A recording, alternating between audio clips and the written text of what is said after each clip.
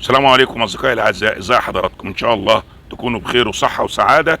وما زلنا بنتكلم على قافله الصمود. قافله الصمود، وبخلاف كل التوقعات صدرت التعليمات من السيد الرئيس عبد الفتاح السيسي باستقبال ضيوف مصر، ولكن بعد الاجراءات الامنيه اللي هتتم معاهم عباره عن التساريح. ما هو انت ما ينفعش تدخل بكل هرجله وتقول انا داخل عشان اكسر الحصار، والكلمه في حد ذاتها كانت غلط مع القافله. انت تقول قافله الصمود دعما لاخواتنا في القطاع، دعما لاخواتنا في القطاع، بنقول لكم ان احنا معاكم ايا كانت الشعارات. لكن كسر الحصار يعني سعادتك وسعادتك عاوزين تدخلوا الاراضي المصريه ويتفتح لكم المعبر على مصراعي ونقول لكم اتفضلوا. طب هتتفضلوا تروحوا فين؟ الجانب التاني بيسيطر عليه الكيان، ومن الجانب التاني مغلق. ويا ترى ساعتها هتكسروا حاجز الخوف جواكم، وهتكسروا البوابات الناحية التانية وتقتحموا عشان تكسروا الحصار؟ فيا سادة يا محترمين، السيد الرئيس بيقول لحضراتكم اهلا وسهلا بيكم، ولكن بعد استيفاء التسريحات اللازمة. كل انسان عنده مشكلة امنية يبعد، لان عند استخراج التسريحات كل واحد له تسريحه، يعني قصة حياتك هتتصرد على الكمبيوتر.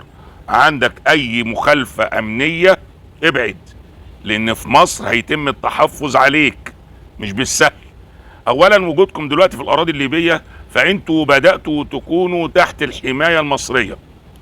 هتيجوا تدخلوا مصر مع العلم ان رحلتكم بدأت بالشتيمة وبالتهجم على مصر وعلى شعب مصر وعلى رئيس مصر من المشايخ اللي موجودين معاكم هناك، اللي بيشجعوكم، اللي ما لقيتش عندهم الا كل دعم لسوريا فقط.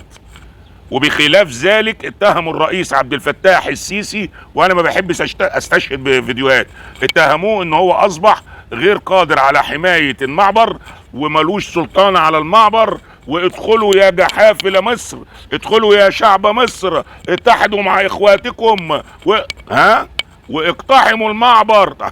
طب ما تيجي سعادتك يا اللي بتتكلم وخليك على رأس القافلة اللي هتقتحم المعبر. بس من عندنا احنا المعبر مفتوح، بس ايه الفايدة والناحية التانية بيسيطر عليه الكيان ورافض دخول اي حاجة، وفي عصابات. مصر وحدها اللي اتعرضت للعصابات وقضت على فلول كتيرة منهم. خلي بالكم من الكلام ده يا سادة محترمين. في ادارة في مصر واعية وذكية، اوعى تصدق عينك لما تشوف ضابط مخابرات في التلفزيون. اوعى تصدق عينك، مش هم دول ضباط المخابرات. ولو عديناهم هنقول ايه؟ هنقول المخابرات العامة، ولا هنقول المخابرات الحربية، ولا هنقول المخابرات السرية، ولا هنقول المخابرات العاملة مع الامن العام، ولا هنقول المخابرات بتاع دفاع الامن الوطني؟ هنقول انهي مخابرات؟ فهنا يعني ممكن مسلسل ما او فيلم ما يجيب لك نبذة بسيطة عن المخابرات وشغل المخابرات. الامن العام عموما في مصر برضو مش هو اللي انت بتشوفه في الافلام وفي المسلسلات بكل سذاجة. يطلعوا لك ضابط عنده هطل، ولا يطلعوا لك امين شرطة عنده عتا. مش هو ده، لا فننا ولا هو ده الامن العام بتاعنا يا سادة يا محترمين. قالها الرئيس قبل كده، محدش يحط مصر في اختبار. يعني باختصار الحديث كله ان لا الامن العام اللي انت بتشوفه في التلفزيون هو ده الامن العام بتاعنا، ولا اجهزة المخابرات اللي انت بتشوفها في التلفزيون هي دي الاجهزة بتاعتنا، ولا القوات المسلحة اللي انت بتشوفها في الشارع هي دي القوات المسلحة اللي ممكن تحارب. لا، مصر فيها اجهزة بتشتغل كويس قوي قوي قوي. القافلة اللي تم تنظيمها ما بين 6 دول او 7 دول، تونس والمغرب والجزائر وموريتانيا ومعرفش ومين ومين ومين، ممكن احنا كشعوب ما نعرفش الترتيبات بينهم تمت ازاي، لكن في اجهزة بتشتغل على اكمل وجه، عارفة كل خطوة اتخطت، والا ما كانتش سمحت لهم كمان بدخول ليبيا. احنا عندنا معبر هناك برضه، ولا احنا ناسيينه؟ معبر السلوم. انا اقدر لا ادخلك ولا اخرجك من هناك. واذا كنا على الحشود الشعبية فمصر فيها اللي مكفيها. زي ما قلت لحضراتكم امبارح، كسرنا حاجز المليون ال 100 مليون مواطن، 110 اكتر اقل، في ضيوف كتير قوي عايشين على ارض مصر من جنسيات مختلفة. الامن والامان على مصر كشعب وكحكومة. يعني حضراتكم جايين بقافلة الصمود، مفروض ما كنتش قلت وكسر الحصار. كسر الحصار ازاي؟ ما انت عشان تكسر الحصار لازم تدخل جوه وتوصل المعونات وتوصل الاكل وتصور وانت بتوزع على الناس. هنا كسرت الحصار. طب انت عايز تكسره من انهي دولة؟ ما هو لو مصر فتحت لك المعبر وقالت لك اتفضل، وهجمته على المعبر التاني اللي بيسيطر عليه الكيان، ما عندوش تفاهم، لان انت ما نظمتش معاه وما رتبتش معاه وهو رفضك اصلا. فاذا هيضرب عليك، ضرب عليك وانت داخل الاراضي المصريه، ايه الحل؟ يبقى المقصود ان انتوا تدخلوا مصر في حرب، ولا انتوا جايين تهجموا على معبر رفح وفاكرين ان مصر ممكن تكون لقمه طريه لحضراتكم هتوصلكم للمعبر وتسمح لكم بكسر المعبر او تدميره او العبور منه بالعافيه، ولا الكلام ده كله؟ لا يا ساده يا محترمين، لازم تحطوا في اعتباركم المنطقه منطقه عسكريه فيها من المعدات العسكريه القادره على حمايه حدودنا مع الكيان. يعني لما تكون معدات عسكريه عندها كفاءة تضرب اي معدة واي حد بيتسلح بمعدة عسكرية سواء كانت مشاة او في الجو. معنى ذلك انتوا افراد عزل، لازم تحافظوا على الامن والامان، لازم تحافظوا على تعليمات جمهورية مصر العربية، لازم تحافظوا على التعليمات اللي هتاخدوها من الامن العام، وتحت الامن العام حط مليون خط.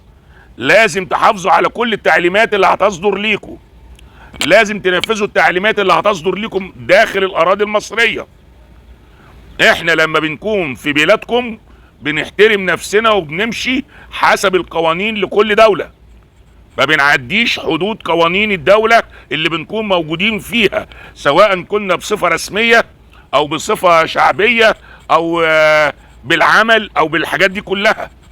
عشان في رئيس الجزائر امبارح او اول بيخطب في شعبه، الراجل محترم على راسنا من فوق، بيقول لو مصر تفتح لنا المعبر. الله، يعني انت مصر فتحت لك المعبر هتدخل تحارب الكيان؟ طب يا سيدي اهلا وسهلا بيك، طب بس تضمن لنا ان مفيش طلقه واحده تدخل الاراضي المصريه من الكيان او منكم، علشان احنا ساعتها اللي هنشتبك، لان هيبقى اعتداء على حرمتنا وعلى ارضنا وعلى حدودنا. الله، طب انت عايز تدخل وتشتبك صح؟